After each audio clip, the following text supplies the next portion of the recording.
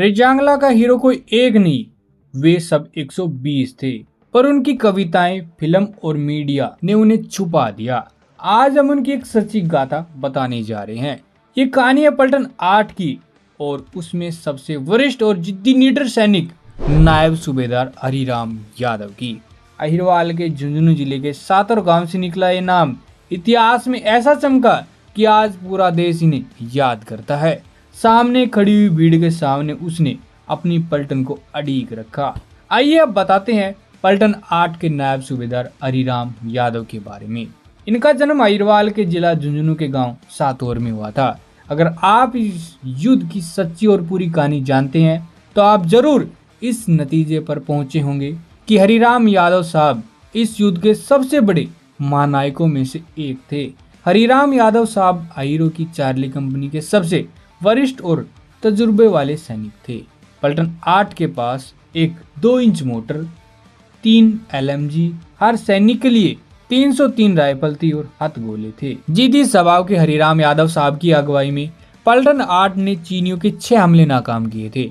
आपको बताते चले, चीनियों के पहले 6 हमले पलटन 7, 8 और 6 इंच मोटर सेक्शन पर केंद्रित थे। इस युद्ध की बेहद खास बात जो लोगों को नहीं पता वो ये थी, लड़ाई से 2 दिन पहले ब्रिगेड हेडक्वार्टर के कहने पर बटालियन कमांडर HS ढींगरा ने मेजर साहब को फोन किया कि चीनियों का हमला हो तो उनको रोकने के लिए पूरी कोशिश करो, लेकिन जब लगे कि उनको रोकना संभव नहीं है तो ब्रिगेड के आदेश अनुसार पीछे हट जाना। मेजर साहब ने उनकी बात विनम्रतापूर्वक सुनी और कहा कि मैं पहले अपनी कंपनी से पूछ लूं। तब मेजर साहब ने सबसे वरिष्ठ नायब सूबेदार हरिराम यादव से पीछे हटने के विचार के बारे में पूछा और उनको बाकी दोनों पलटन के कमांडर से बात करने को भी बोला। हरिराम यादव ने अपनी पलटन को बताया कि पीछे हटने का ऑर्डर आया है। पलटन के फौजियों ने अपनी विशुद्ध अहिर कंपनी की इज्जत और 1857 नसीबपुर युद्ध का हवाला देते हुए पीछे हटने से मना कर दिया, चाहे कुछ हो जाए। तब हरिराम यादव बोलते हैं कि ठीक है जवानों, हम पीछे नहीं हटेंगे, लेकिन मेरी एक बात ध्यान रखना, अगर चीन के हमला करने पर कोई भी पीछे मुड़ता है और पीठ दिखाता है तो मैं खुद उसको गोली मार दूंगा। अगर मैं पीठ दिखाता हूं तो मैं आदेश देता हूं कि तुम मुझे मार देना। ऐसा उदाहरण शायद देश के सैन्य इतिहास में मिलता हो।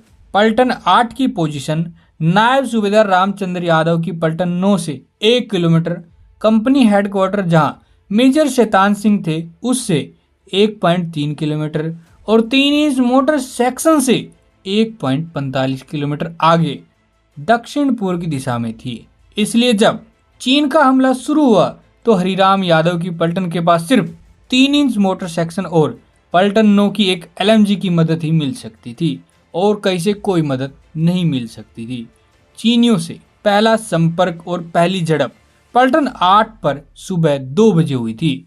चीनियों के सीधे हमले को हरिराम यादव अकेले दम पर अपनी पलटन के साथ नाकाम करते रहे।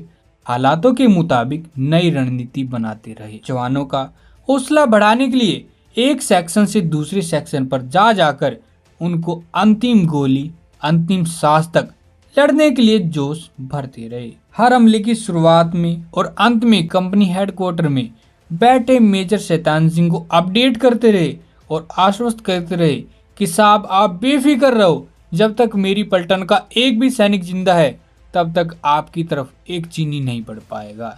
हरिराम यादव की पलटन 8 शुरू से ही चीनियों के सीधे निशाने पर थी।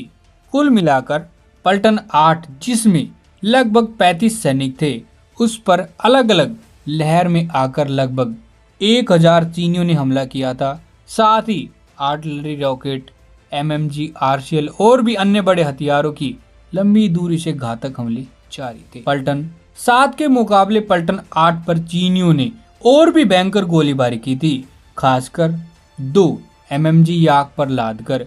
पलटन 8 के सामने वाली 1 किलोमीटर दूर पहाड़ी लगाई गई और चीन के 5वें हमले के दौरान सुबह 6:45 के आसपास एक चीनी MMG की गोली हरिराम यादव साहब के हेलमेट को छेद कर सिर को रगड़ते हुए चली गई और खून निकलने लगा। उन्होंने तुरंत पट्टी करवाई और फिर लड़ने लगे। चीन के छठे हमले के दौरान और दो तरफ से हो रही एमएमजी की भयंकर गोलीबारी के बीच लगभग सुबह 7:40 पर गोलियां खत्म हो गई और सैनिक शहीद होने लगे। अंत में घायल हरिराम यादव साहब एक खत्म हो चुके सेक्शन पोजीशन से दूसरे सेक्शन पोजीशन पर जाते वक्त चीनियों से आमने सामने भिड़ गए और हाथों से लड़ने लगे। पलटन 8 के हाथों से और बंदूक की बैनेट संगीन से लड़ाई इतनी भयंकर थी कि कुछ समय के लिए चीनियों ने अपनी फायर थोड़ी देर के लिए रोक दी थी। अंत में जिद्दी अहीरों को खत्म करने के लिए चीनियों ने अपने सैनिकों को पीछे रोककर राइफल और मशीन गन से दर्जनों गोलियां हरिराम यादव साहब और उनके साथियों की छाती पर दाग दी। पलटन 8 पूरी तरह खत्म हो गई। सांस घुटने तक हरिराम यादव साहब मेजर शैतान सिंह को ग्राउंड पोजीशन के हालात बताते रहे। 3 महीने बाद जब भारतीय फौज शवों को ढूंढने पहुंचती है तो देखती है कि हरिराम यादव साहब की छाती में 47 गोलियां धसी हुई थी। सर पर खून रोकने के लिए पट्टी बंधी हुई थी। हरिराम यादव और उनकी पलटन ने अपनी जान देकर देश को बचाया, पर इतिहास ने उन्हें उस ऊंचाई पर नहीं बांधा जिसके वे हकदार थे। हमें याद रखना है, उनकी नाम की गूंज सिर्फ इस कहानी तक सीमित नहीं रहनी चाहिए। अगर वीरता का पैमाना परखा जाए तो नायब सूबेदार हरिराम यादव परमवीर चक्र के हकदार थे, पर उन्हें वीर चक्र से ही सम्मानित किया गया। हम सरकार से विनती करते हैं कि रेजांगला युद्ध का पूर्ण समीक्षा कर इन वीर अहीरों को न्याय दे। शहीद हरिराम यादव अमर रहे, रेजांगला के वीर अहीर अमर रहे। दादा कृष्ण की जय।